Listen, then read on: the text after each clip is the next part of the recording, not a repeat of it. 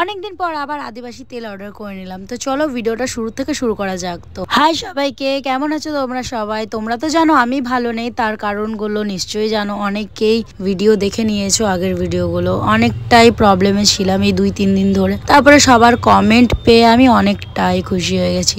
সত্যি বলতে গেলে তোমরা যা ভালোবাসা দিচ্ছ আমাকে, তো তাকে না ভুললে কি হয়? তো চলো তার কথা বাদ দিই, অনেক কথা হয়েছে ওকে নিয়ে। তো এই যে দেখো, অনেকদিন পর আমি আদিবাসী তেল অর্ডার করেছিলাম। আমি ভাবছিলাম কবে রিভিউটা দেবো তোমাদেরকে। তো অলরেডি আগে আমি একটা বোতল শেষ করেছি, ঠিক আছে। 1 বছর ধরে ইউজ করেছি। তো তোমরা ভাবো, ঠিক আছে, শুধু ভাবতে থাকো। আর আজকে ডেটটা দেখে রাখো, 5 ডিসেম্বর 2024। 1 বছর এই তেলটা লাগাবো, আর 1 বছর পর কি রিভিউ পাওয়া যায় এই তেলটার থেকে সেটাও তোমাদেরকে 1 বছর পর শেয়ার করব। কিন্তু মাঝখানে শেয়ার করতে থাকবো তোমাদেরকে। তো এই যে তোমরা অনেকেই বলছো দিদি আদিবাসী তেলটা নিয়ে কিছু বলো। তো আমি বলবো যে যাদের হেয়ার ফল হচ্ছে তোমরা নিতে পারো। আমার খুব ভালো কাজ করেছে চুলের উপর, ঠিক আছে। এবার তোমাদেরও কাজ করতে পারে, না করার কিছু নাই। একবার লাগিয়ে দেখতেই পারো। 1,500 টাকা দাম, ঠিক আছে। 1,500 খরচা করতে কি আছে বলো? কত দিকে আমরা কত টাকা খরচা করি, তাই না? তো একবার 1,500 খরচা করেই দেখো। তো এখন আমার চুলটা দেখে রাখো কেমন আসে, তারপর 1 বছর পর কেমন হবে সেটাও তোমরা দেখতেই পাবে। যেহেতু এখন তোমরা আমার অনেক ভিডিও দেখতে ভালোবাসো, অনেক অনেক ভালোবাসা পাই তোমাদের কাছ থেকে।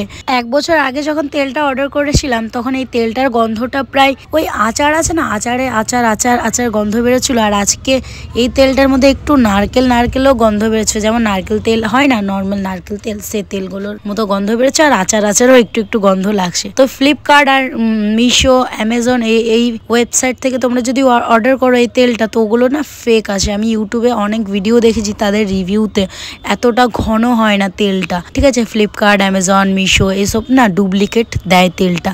আর আমি যাদের কাছ থেকে এই তেলটা অর্ডার করেছি, আমি প্রপার মানুষের কাছ থেকে অর্ডার করেছি। এবার তোমরা ভাবতে পারো যে দিদি তুমি কোথা থেকে পেলে, তুমি তো যাওনি কর্ণাটক, ঠিক আছে। আমি ওই যে মুকুল সোনা আছে না, ওদের ভিডিও দেখার পর ওরা গেছিল ওই জায়গায়, ওরা প্রমোশন করেছিল ওটা তেলটার। তাই আমি ভাবলাম যে এরা তো ভুলভাল প্রমোশন করবে না, একবার নিয়েই দেখি। আমারও 1,500 টাকা খুবই খারাপ লাগছিল, 1,500 টাকা খরচা করব। কিন্তু সত্যি বলতে গেলে আমার নর্মাল কত কিছু ঘরে ট্রাই করেছি, কিন্তু আমার হেয়ার ফল কমছিল না। এই তেলটা লাগাবার পর সত্যি আগের মতো চুলটা আমি ফিরে পেয়েছি। আগে ছোটবেলায় যখন আমার বয়স 12, 13, 14 বছর বয়স, তখন আমার চুল না কত সুন্দর মোটা ঘন ছিল। আর এখন এই তেলটা লাগাবার পর সেম আগের মতো হয়ে যাচ্ছে আমার চুলটা। তাই আমি তোমাদেরকে বলছি তোমরা একবার হলেও তেলটা নিয়ে দেখতে পারো, ঠিক আছে। কিভাবে তেলটা লাগাবে অনেকেই জিজ্ঞেস করেছো আগের ভিডিওতে। তো দাঁড়াও বলছি একটু পরে। তো এটা আমার না জন্ম থেকে আমি জানতাম না। আমি কিছুদিন আগেই জানতে পারলাম যে আমার এখানে টাক আছে গো, জানো।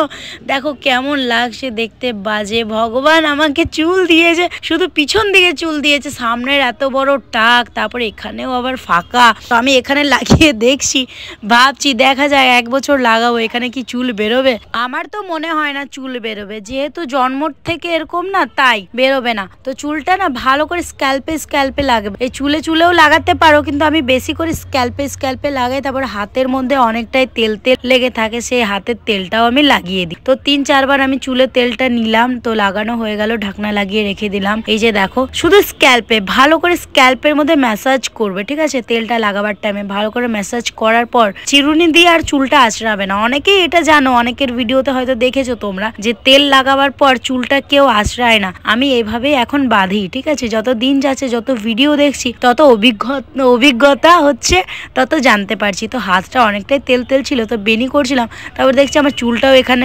শুকনো আছে, তেল লাগানো নেই। তো এই হাতের তেলটা ভালো করে ঘষে লাগিয়ে নিলাম। তো লাগাবার পর ভালো করে বেনি করে নিচ্ছিলাম, তারপরে বেনি করে নিচ্ছি আস্তে আস্তে। তোমরা একবার হলেও ট্রাই করতে পারো, ঠিক আছে। তো দেখে রাখো আমার চুলটা, দেখে রাখো 1 বছর পর কতটা কি বড় হয় তোমরা জানতে পারবে। তো এটা এখন লাগিয়ে পরে রাত্রেবেলায় ঘুমিয়ে যাব, সকালবেলায় উঠবো, তারপরে ভালো করে শ্যাম্পু করব। তো চলো টাটা, সবাই খুব ভালো থেকো। আর এই যে কয়দিন আমার মনে খুবই কষ্ট ছিল, যেগুলো আমি তোমাদেরকে শেয়ার করেছিলাম, তোমাদের কমেন্ট পেয়ে সত্যি আমি অনেক খুশি। এই ঘটনাটা না ঘটলে আমি জানতামই না যে এত ভালোবাসার মানুষ আছে আমার কাছে।